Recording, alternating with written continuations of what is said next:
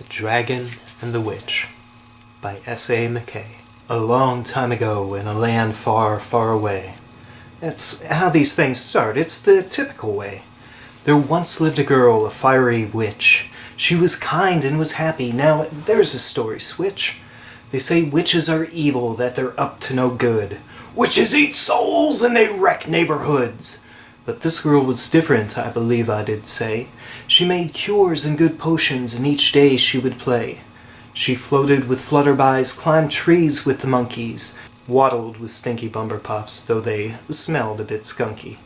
She chatted with Charlies, 'cause who'd call them squirrels? This fiery witch was not your typical girl. But being a witch, she lived on her own. Far from the villages where she called home. Sometimes it got lonely, sometimes it got scary. Monsters would come, big-eyed and hairy. They'd pound on her door, they'd chase her around, and then she would hide until she was found. She had no escape, and it oft made her sad. Why won't they let me be? I'm a good person, not bad. Life, it's not easy, and it's not always fair. Wasn't there anyone who might actually care? Far from her cottage, the witch called her home. Still in the forest, but way down past the gnomes. Another did live with similar thoughts. I try to be good, other dragons do not. I eat only bad people, loot only the wealthy. I don't roar too loud, I try to be stealthy. I protect the village, keep marauders at bay. It's a vigilant patrol I do every day. Yet nights hunt me down, children run and they hide. People's screams and their tears hurt me inside. There are none I can turn to, not even my kind. Because I wasn't like them, they left me behind. I know life's not easy, it's not always fair. But could I please have a friend, someone, somewhere? These thoughts crossed their minds more than either would admit. Yet they pushed on each day, it's life, you roll with it. The witch found her joy in helping the village, playing her games, not eating her spinach. The dragon was happy when flying around, munching on bad guys and saving the town. But something was missing, they both felt it still. Will today be the day? Maybe it will. The morning was long for our poor dragon friend. Challenge upon challenge from beginning to end. He decided a nap was in his best interest, so with a shady spot found, he munched on some bismuth. The day for the witch was also quite hectic. Run down by demons, lost her eels of electric. So in search she did go to replenish her stock. Off to the river with a spare set of socks. And wouldn't you know the path she did take led her right to a creature that looked like a snake. But with wings and claws and hair on its chin, and humongous in size from debut to fin. She stood there in awe for a second or two. Her eyes got wide, and her mouth said, "Ooh." That little sound made was all it did take. The dragon's eyes opened and he began to wake. "Hello, little girl, are you not going to run?" She said. "Want a piece of my gum?" "I've never had gum, how does it go?" She held a piece in her hand and he sniffed with his nose. "I'll take off the wrapper and give it to you. It goes in your mouth and you chew, chew, chew." The little pink candy rolled round on his tongue, and he made a few chomps, then it seemed he was done. "You need to keep chewing if you want to make bubbles." "I think I swallowed my gum, does that mean I'm in trouble?" "You swallowed your gum? But why? But why?" "It was small and was tasty, does this mean I will die?" No sooner these words had left Dragon's mouth than a noise was heard coming far from his south. A little pink bubble began to emerge from the place where you're thinking, I'm not using the word. Bigger and bigger the bubble did get. Soon he did hover, his backside did lift. His body rose up a few feet from the ground. The witch grabbed his paw and made struggling sounds. "You're just too bigs, or I'm just too smalls." "Come along and just trust me, I won't let you fall." Trepidatious and scared, but threw caution aside, she held on to his paw and went along for the ride. The witch's heart pounded with touches of fear, not knowing the dragon had done this for years. "Aren't you afraid that we'll crash and we'll fall?" "I do this each day, so no worries at all." "You float round with bubbles coming out from your butt?" "Not with bubbles, but wings, and do you know what? This is the first time that company's come for the ride, and flew through the clouds and ate white fluffy pies." The little witch smiled, and her eyes filled with joy. Adventures with friends are better than alone with your toys. They finally landed, at least for the day. In front of her cottage down they did lay. "You're not like the other witches I've known. You're good and you're kind, so why are you alone?" A frown flashed her lips, and softly she spoke. "I don't like the word witch. It's like a bad joke." "Then what shall I call you? Do you have a name? Please don't make me guess. I'm no good at games." "The people in town call me girl to my face. I'm the girl with the curls, but I feel out of place. It's not what I like, but it's better than witch. What about you?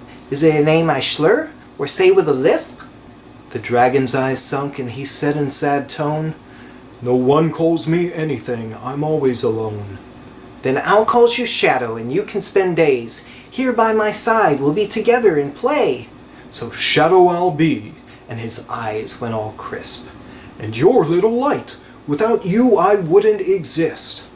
Through morning and night the two always played, exploring the forest and the skies and the caves. Little Light made her potions while Shadow patrolled. This is how life would be as they grew old. Now, one day while Shadow was protecting the village, a circus passed by whose prop tent had spillage. Just little trinkets, nothing to be missed. But Shadow saw something that sent him to bliss. It floated and hovered like he did that day. It was green and was round in a similar way.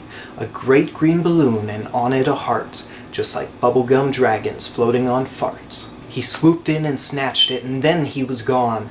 Back to the cottage, the first place he belonged. He plopped down his butt with arms behind his back. Little Light knew that something was whack. She circled to one side to catch a quick glimpse.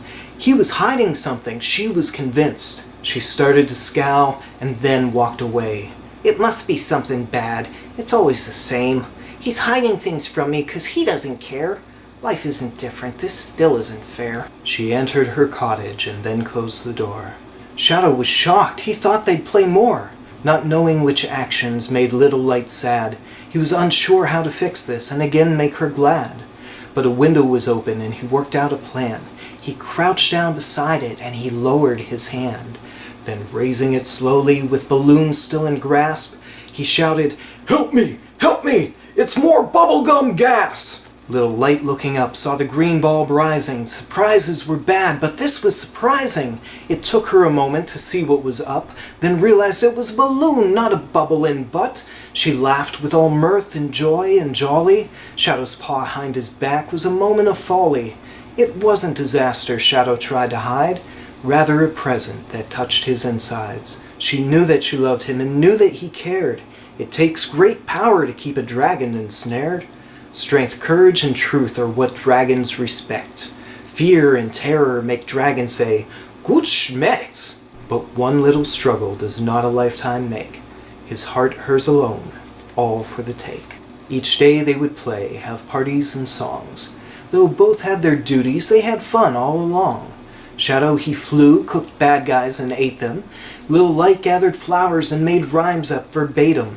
She had busy days keeping villagers well, playing in the forest, sniffing flowers for smells. But monsters still came, and so did the demons. When she could no longer run, she tried to defeat them. They hurt her quite badly, they were just too darn many. But life might be boring if there just wasn't any. Too hurt to return to the cottage that night, Little Light stayed put to heal from the fight. Shadow, not knowing that all this went on, waited outside her house, but he waited alone. The sun it sank down, the sky grew quite dark. Was that the sound of her calling, or just a small lark? Just a bird in the trees, or a breeze through the branches? Perhaps she was captured by a villain named Sanchez. Taking to flight, searching places he knew. Some places they played, others where flowers grew. But the night was too dark, the sun had expired. He returned to the cottage, and there he retired. His mind wouldn't rest, it was active till dawn. And as the sun slowly rose, he hopped up off the lawn. A focused exhale escaped from his nose. A little puff of smoke followed the flow. So many emotions, so many thoughts. I just can't lose her, she's all that I've got. I'll hunt till I find her, till she's home safe and sound.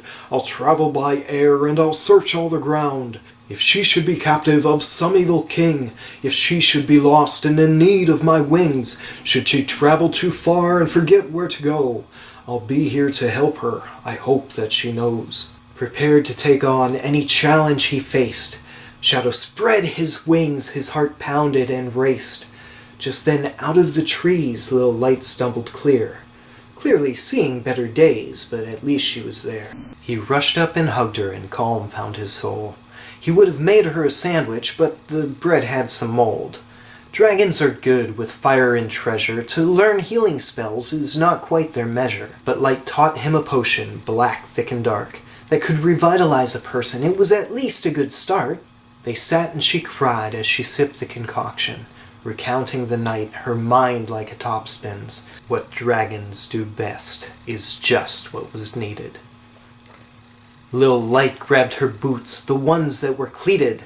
Revenge wasn't good, and on this they agreed. But for the safety of all, and for Lil Light to be freed, the monsters and demons and all the bad things must finally be dealt with, yes, kicked off the swings.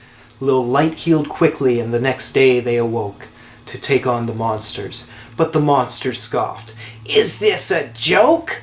A red little witch, not much power to behold, and an over-the-hill dragon past his prime, just too old." Shadow looked down, and Lil Light she looked up, and both smiled to each other. Time to mess up their stuff! Shadow breathed fire, Lil Light cast her spells. She knew more than just how to keep villagers well. So small in her stature, Lil Light was misleading. She would flambe the monsters, then Shadow would eat them. The battle was long, but finally did end. The only two standing, the witch and her friend. Safe and secure, worries subsided. Monsters keep out signs were always abided. Occasionally a troublemaker would come to provoke. If lucky enough to leave, monsters always left in smoke. Lil Light and Shadow, they sang and they danced. They wore funny hats and parachute pants. Without demons and monsters making Lil Light sad, they could focus on fun and the life that they have. The simplest pleasures, each moment a gift. Of course, everyone has problems, each of us gets miffed, but in this one moment, everything is right. So let's stop reading here and just say goodnight. Fairy tales should end happy, so in conclusion I'll say, they lived happily ever after, forever and a day. Hope you enjoyed it.